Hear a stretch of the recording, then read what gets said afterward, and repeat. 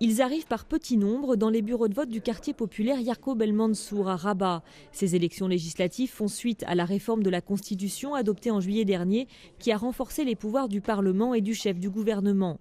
Et quel que soit leur âge, les électeurs partagent le même espoir. On est venu voter car on espère qu'il va y avoir un changement et pour faire entendre nos aspirations. Il faut du changement, on veut que les jeunes travaillent, on veut une meilleure éducation et une meilleure santé, beaucoup de choses. Il faut que le Maroc change dans son ensemble. On a voté pour la Constitution en premier lieu, pour voir un changement dans les personnes, dans les comportements. Boycotter les élections, ce n'est pas une solution. Il faut exprimer sa parole à travers le vote. 13,5 millions de votants sont appelés à élire 395 députés. Le taux de participation est l'un des grands enjeux de ce scrutin. En 2007, il n'avait pas dépassé les 37%. Les protestataires du mouvement du 20 février, qui revendiquent des réformes politiques profondes, ont appelé au boycott du vote. Surtout, la campagne a été morose et les Marocains ne s'y sont pas vraiment intéressés. Dans ce bureau de vote, ceux qui se sont déplacés veulent rester optimistes.